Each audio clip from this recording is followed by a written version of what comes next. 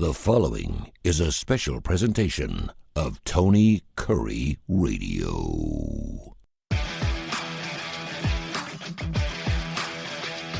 Welcome back to another award-winning Keefer and Kurre show on the left-hand side of the screen on our YouTube channel here on Tony Kurre Radio. You see Kip Keefer, and of course you see Tony Kurre. And you've seen a lot of K&K around here lately. Of course, we have a show on ABC 3340 that airs every Saturday morning through the entire 2024 campaign. A lot of people are like, well, wait a minute, football's almost over. We have the Super Bowl 58 coming up here on February 11th. What are you guys going to get into afterwards? We have a bunch of surprises with a bunch of special guests that we're going to have on the show. I've already inked in one James Spann, who's going to be on our show that we're looking forward to. He's going to be a regular guest on our show. I mean, anytime you bring James Spann in and it's springtime, come on, Kip. I mean, we can't go wrong bringing in. We can't go wrong bringing a meteorologist on in springtime in the South. I mean, we should be good to go there. So, and of course, he's kind of a superstar in his own right. So, looking forward to having him on. We're going to have some coaches on. We're going to have some authors on. We're going to have some rock and rollers on. It's going to be huge. So that's one of the many things we do. And of course, the other thing we do here,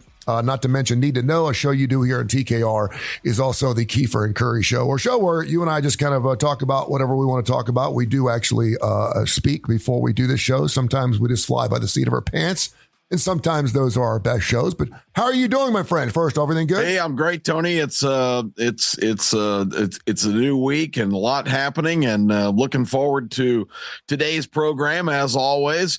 Got a Need to Know in the can yesterday, which is up and running on TKR, where I was all over the board, but great opportunity that you give me each week to come on and pontificate. So I hope people check that out, because I really try to convey some thoughts in that format that I think people may not be privy to anywhere else. And so enjoy that, and always like getting together with you on our Keefer and Kurre shows, because we never know. Like the Forrest Gump says, you never know what you're going to get. That's right.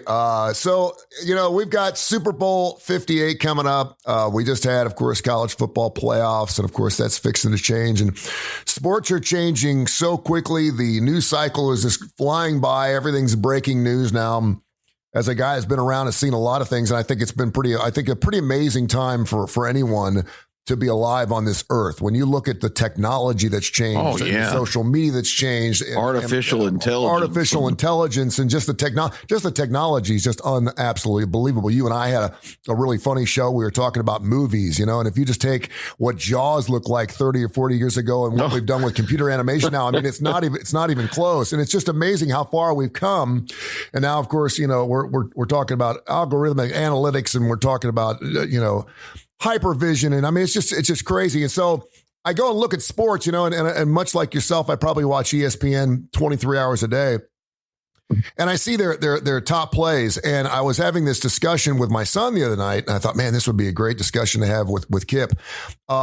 About quarterback play in the National Football League. Lamar Jackson, of course, a lot of people think he's going to win the MVP, despite the fact that he had a lackluster game this past week against Patrick Mahomes. But yet he still had just an unbelievable MVP type of year. And I said, man, I can remember back in the 70s and 80s. And again, this is not me on my front porch screaming at kids on my lawn show. Okay. This is just how wonderful and how incredible sports have changed just in the last 20 or 30 years in our lives. Two guys who've been watching it from top to bottom and watched every facet of every sport. But I said, I can't believe the numbers these NFL quarterbacks are putting up. And so I went back and looked, and I remember, and you and I had this discussion today, I remember when a quarterback had a 2-to-1 ratio. Oh, yeah. Touchdowns over interceptions. It was a monster. It was unbelievable. So I went back and looked at 1976, the year Kenny Stabler led the league in quarterback passing. And I don't know why that year stuck in. I was 10 years of age. There were only two quarterbacks that had 2-to-1 ratios of touchdown passes over picks. Only two in the entire league. This year, We have 21 quarterbacks in the National Football League that have at least a 2-to-1 ratio of touchdown passes over picks. Joe Burrow, who is by far the worst quarterback in the league by passing yardage only, he's got a little over 3,000 yards, which is another one of those stats. You never saw a guy throw for 3,000 yards, and now if you're not throwing for 3,000 yards, you're looking for a job. He's actually got 15 touchdowns and 7 picks, so he actually eclipsed that 2-to-1 ratio. But I wanted to do a little segment called, what was it? I remember when blank was special. Yes. I remember when this was special. I remember when, 18-game hitting streak was special. I remember when the Willie Mays catch was special. Mm-hmm. The Willie Mays catch is nothing now. We see that almost every night in Major League Baseball. Would you not agree with me? Oh, yeah. 1954, the Cleveland Indians and the New York Giants in the World Series. A guy named Vic Wertz, Tony, was the unfortunate guy. They were playing at the Polo Grounds, which by all reports was a field that was so big, you just couldn't, you basically, if you hit the ball to dead center field, I think it was 450 to the wall, something ridiculous. And Vic Wertz hit this tremendous drive to center field. Willie Mays turned his back to it, ran sprinter speed and caught it over his shoulder. But you make a great point. I mean, we've watched the guys in recent years just to make an art form of playing the outfield with that's kind of, nobody in those days had Willie Mays' speed and his reflexive abilities. But now, I'm not going to say people are a dime a dozen in terms of Willie Mays' skill set, but you've got phenomenal athletes on the field every night. Back in 1954, you just didn't have that kind of just sheer athleticism of guys that had that kind of sprinter speed and those kind of skill sets. So what he did in that game was phenomenal, but his particular catch wouldn't happen today because you don't have 450 feet center field fences. He had basically a whole pasture to run that ball down and made a phenomenal play.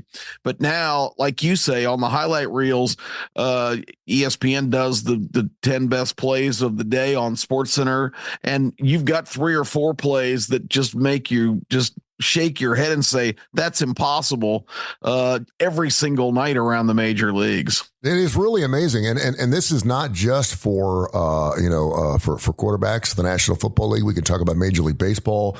And again, I think about the Willie Mays catch because it's a catch you'll see in infamy for forever. And again, every single night when you watch the top 10 plays on ESPN, there are probably 6 or 7 that are at least close to that. We're seeing high school kids making the Willie Mays catch almost every single night, which is absolutely believable. So I wanted to get into so I can remember when blank was special. And I just think it's super, super cool. I can remember when the triple digit fastball was something special. I remember when I got my Guinness Book of World Records, and one of the first things I looked up when I used to, as a child, I get every issue of that was the book that I looked at, I think, every single day of my life, the Guinness Book of World Records, man. I was looking at the longest fingernails and looking who could pogo jump the longest, this, that, and the other.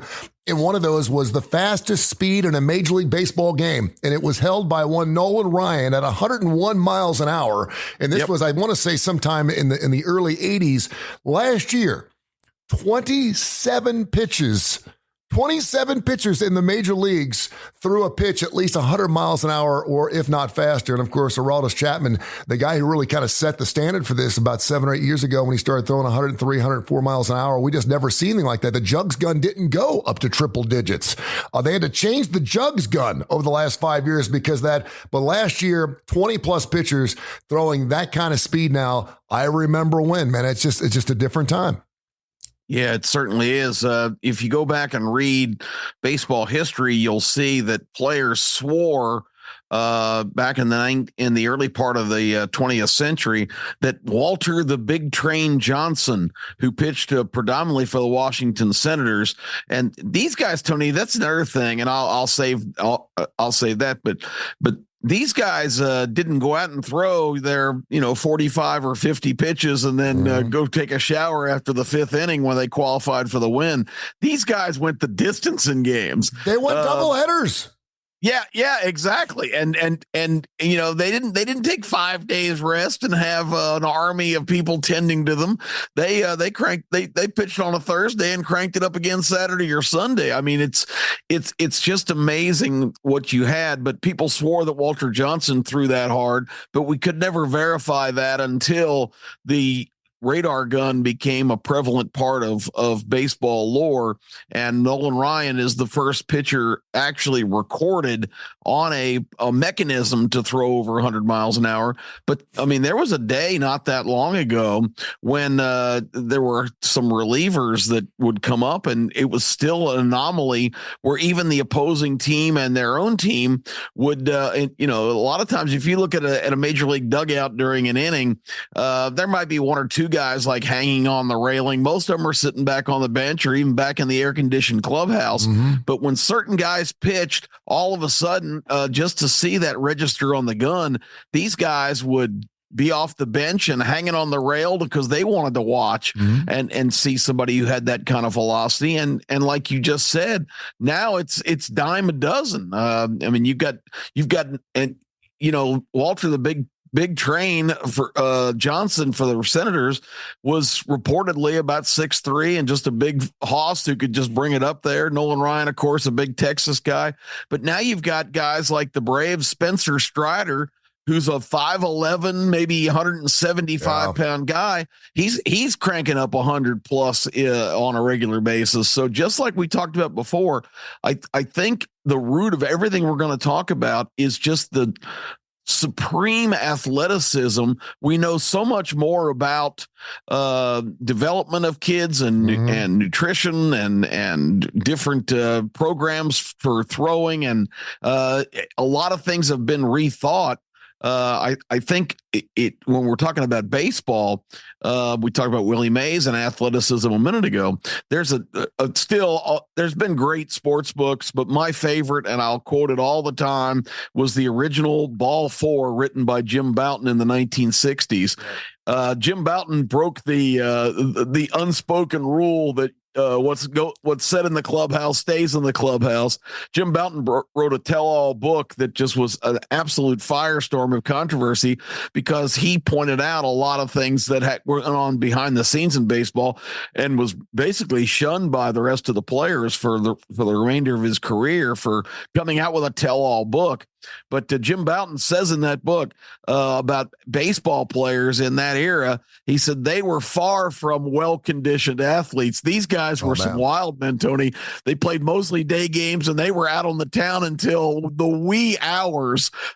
Baseball players were not really that concerned about their physical well-being and a lot of the things that make these modern players phenomenally successful. They were, as he said, far from well-conditioned athletes, and that's really told a different tale here as we get into this era. Oh, Babe Ruth would pitch both sides of a doubleheader, both sides of a doubleheader. He'd had 12 hot dogs and a hooker in the clubhouse during the ball games, and he would get the win on both sides. Literally, he would have women. Somebody documented in the locker room.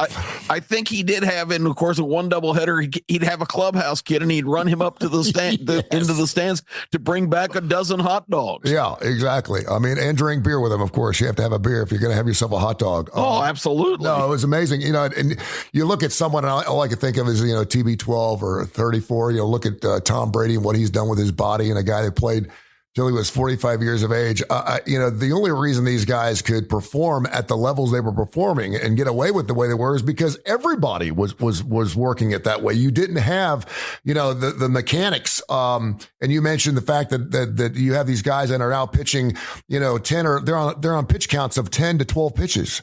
10 to 12 pitches. And I think what's amazing about the sport, and this goes for everything, is we have gotten into specialization. This is a show we could do. Everyone's specializing now. And what I mean by that is every, whether it's a stitch runner, whether it's a flex player, whether it's a quarterback, whether it's a running back, whether it's, there's a flex play. Everyone's got their special part now in what they play in the success of a particular ball game. And now you've got middle relievers, you got long relievers, you got short relievers, you got closer relievers. I mean, you used to have one guy. That was the one guy. Yep. He was the closer. That was it. Whether he got there in the 6th inning or got there in the 9th inning, and now you get 6 or 7 different guys to be pitching with one guy. So I guess that's made the game better. It's made it more highly competitive. It's more specialized. But now you've got individuals who you just bring in to throw 100 miles an hour. It doesn't matter how many times they mix it up with a curveball and offset. Yeah. There's a game in 1964 in the major leagues in San Francisco, back to Willie Mays after they moved out there, but it was the Giants and the Milwaukee Braves. The starting pitchers were Warren Spahn and a young phenom named Juan Marichal, who would become an all-time great. And in that game, Tony, the game went 16 innings, 16 grueling, scoreless innings. Warren Spahn, Juan Marichal putting up zeros, and both of them went the distance.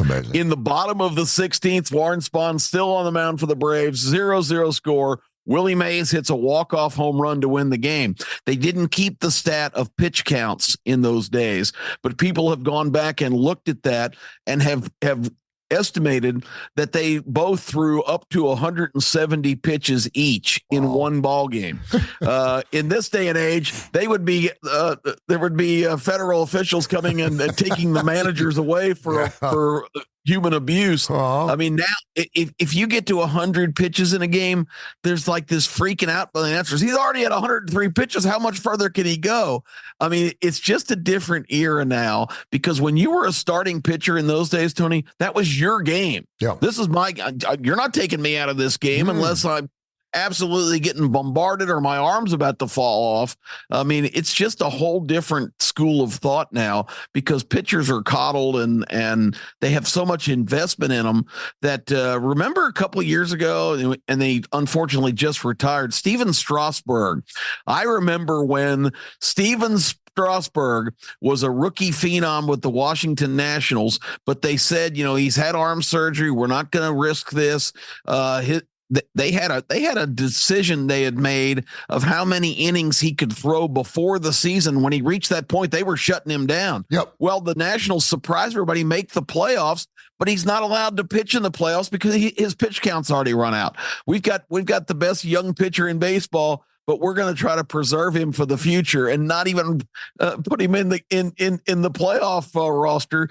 And that turned out to be a very poor decision, because Strasburg went on to have repeated arm troubles throughout his career, and really a brilliant career was cut short. He did have one great hurrah back in 2019 when the Nationals made a fantastic run, and he pitched a lot, started and pitched out of the bullpen when they finally said, we just, while this guy's healthy, we need to get something out of him.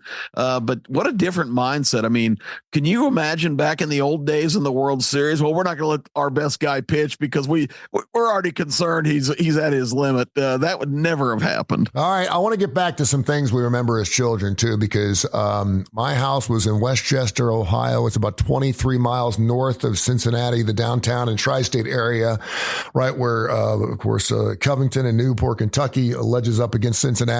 And down in a little area right outside a little city called Gano, Ohio. It's called Gano. Mm-hmm. My dad used to deliver newspapers down there. He'd say, Gano. He used to always laugh, Gano. And I'd sit in the back of the truck whenever there was heavy snow, because he needed the extra weight in the back of the truck, so the back end slide in the ditch. And so I would sit back there and chew gum and throw newspapers with my dad all night, because that's what he did for a living. But I remember on every Saturday night at 7:30, I would go back to my bedroom, and it would be in the middle of summertime, and we had this giant fan. We didn't have these small little fans. The fans we had were these giant. They looked like fans that should have been hanging at a Ford plant. I mean, they were huge. That's the kind of fans we had, those giant metal fans, those ones that vibrated and you could speak into them and they could make that crazy sound. Now you've got these little buzzing fans, and of course, a lot of people don't even use fans for comfort. They just use it for sound. They want white noise, right? So I remember turn that fan on, and I'd lay in my bed and I'd wait at 7:30, because I would hear two things. First of all, there was a train track that was somewhere between my place in St. John's Catholic Church, which is where I went to school. But right across the street, there was a racetrack called the Queen City Speedway. And it was known for a long period of time. And I actually believe, and you may actually know this, I want to say that at one point in its history, they ran horses there a long time before Turfway and before Keeneland and before all that. And I may be totally wrong, but it was a racetrack. And you used to have the Red Farmers of the world go down there. We're talking dirt track, BIR type of track. I want to say it was a half mile. And I can remember every Saturday night, even in the rain, I can remember hearing, and I swear it was probably, it had to be maybe 3 to 4 miles away from my house. If the wind was blowing just right, I could hear them coming out of turn 4, but I swear I could smell the rubber. I swear I could smell the rubber through my window. And I just remember sitting there with my transistor radio, listening to Marty and Joe on the radio, and then Saturday nights hearing the Queen City Speedway with Red Farmer and these guys racing cars down right in Gannett, Ohio. So that was one of the things I remember that just doesn't exist anymore. And unfortunately, that racetrack got torn down back in the early 90s. But my dad, as he got a little older, we would share some stories together. I know you have an incredibly special relationship with both your sons. And as you get a little older, you start sharing some things with your boys that normally you probably wouldn't if they were certainly when they were a teenager. And so as I started going to more Vegas trips with my father, there was more and more libations and more alcohol involved in our storytelling. And I would never share anything with my dad because I was too young. I was still his son. I wanted him to be proud of his 23, 24, 37-year-old son. So I didn't tell him that I had, all of the latest Playboys on my underwear drawer until I was a senior in high school. I didn't tell him those things. But you did not reveal that but he told me one night that he got off with my mother, and they had this thing every year called a baker's dance.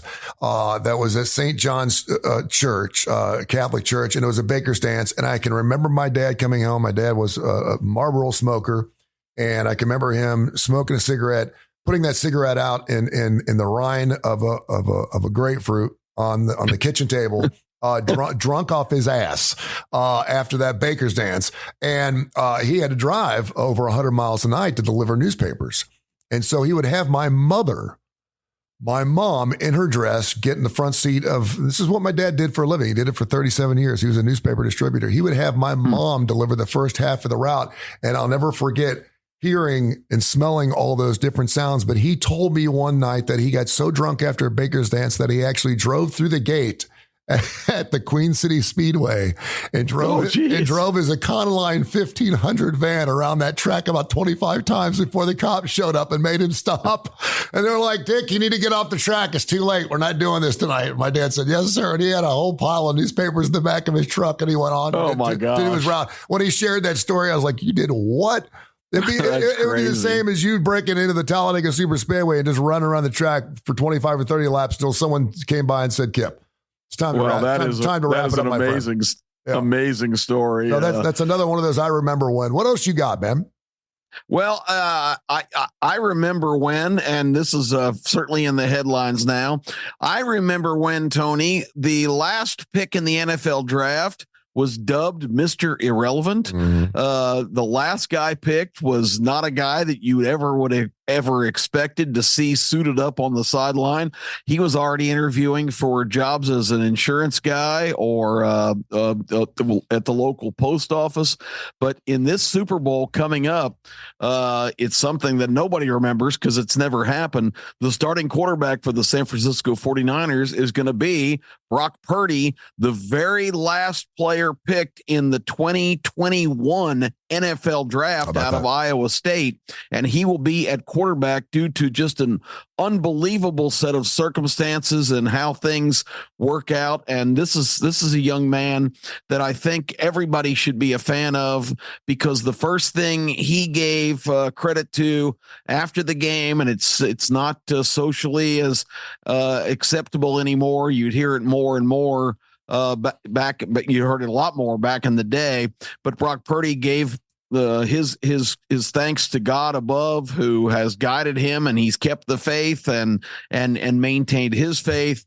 And this young man is an extraordinary story, because I remember when, Tony, Mr. Irrelevant was exactly that, Mr. Irrelevant. Mm-hmm. Brock Purdy is anything but irrelevant coming up in 2 weeks in Las Vegas. That's an amazing thing, and I'm going back to the list of Mr. Irrelevance over the years, and really they have been. I mean, with the differences saying of a Ryan Suckup.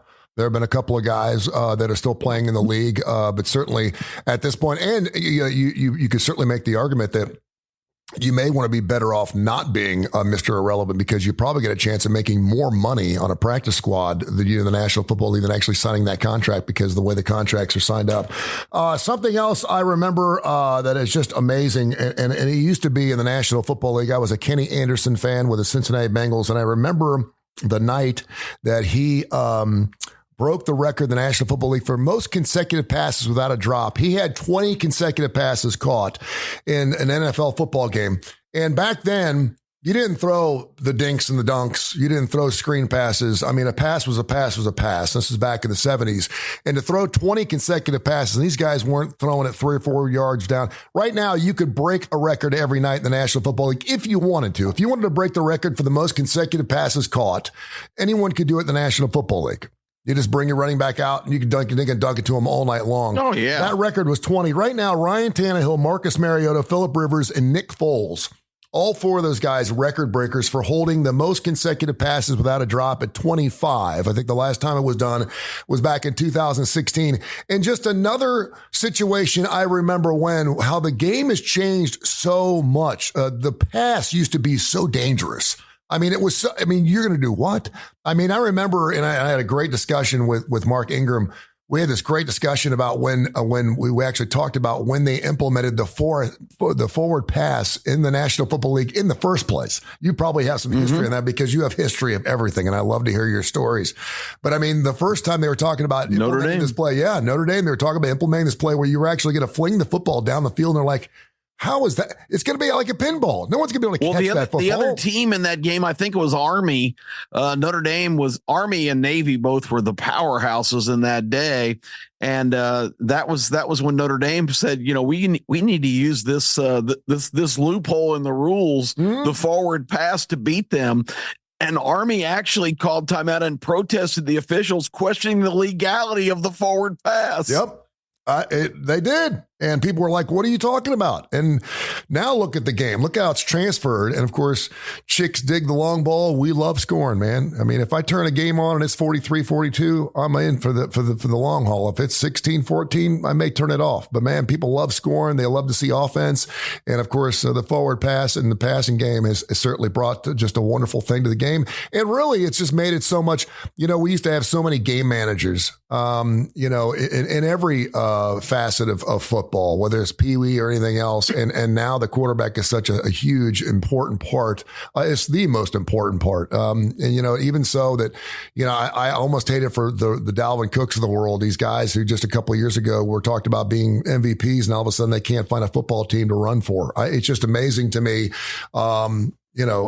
Seeing Henry hanging up 8 seasons into it, saying, you know what, I've had enough. My body's hurting too bad. I may go run for someone else, but they don't appreciate me in here in Tennessee because I'm only making $22 million a year.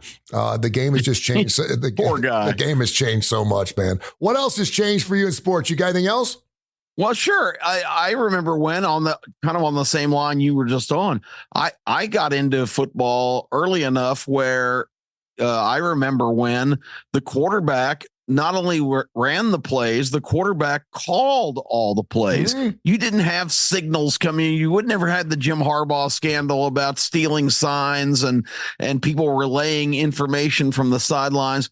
Because in the day, Tony, in my childhood years, you had Johnny Unitas, Bart Starr, all of these great signal callers for every team had an iconic quarterback. John Brody for the 49ers, Roman Gabriel for what a name for a quarterback. Man, Roman Gabriel for the Los Angeles Rams. The Redskins, when I was growing up in Washington, we had Sonny Jurgensen, who could really sling it. Now you talk about a guy who didn't look like an athlete. Jeez, man. Sonny was about 5'10" with a big old beer belly and lived life to the fullest. It was awesome. But man, could he throw the football. But these guys, Tony, they'd practice during the week. They had their plays, and basically these guys weren't drawing up plays in the dirt, but in essence, in some respects, they were, because the receiver come back and I can beat this guy, on a down and in or a stop and go or whatever kind of basic pattern. And they would just run that play. The quarterback made the decisions. You didn't have these $1 million assistant coaches and all these analytics guys and all this data to call every play. You see the coaches now. I remember when coaches did not have a play sheet in their hand. Bear Bryant, for years, if you look at old footage, Bear Bryant had a program, actually a game program rolled up in his hand. Yep. That's what he carried around. I guess he could look and see, some guy makes a 40-yard run against the Tide. He can glance at his program and see who is that guy? So the whole game, I remember when the coaches just conditioned the players and taught them a basic approach, but it was the quarterbacks, and because I remember, the labels now, this guy's a great game manager, or this guy is a phenomenal, passer or a threat to run. But quarterbacks back then had all the responsibility to actually call the plays, and I think a modern day fan would find that just inconceivable, because you would hear, and he's just a tremendous play caller. That was the quarterback. That was your job. If you were the quarterback, you were the man who determined what the next play was going to be. And that is so different than today's game. A couple of things I want to get into real quick before we have to let you fly, because we could sit here and talk for hours and hours and hours on this, and I'd love to do that. We should do that sometime. Just let it rip. Travis Kelce. The Mega Podcast. Oh, yes. Man, why not? Travis Kelce set a record this past week, 152 postseason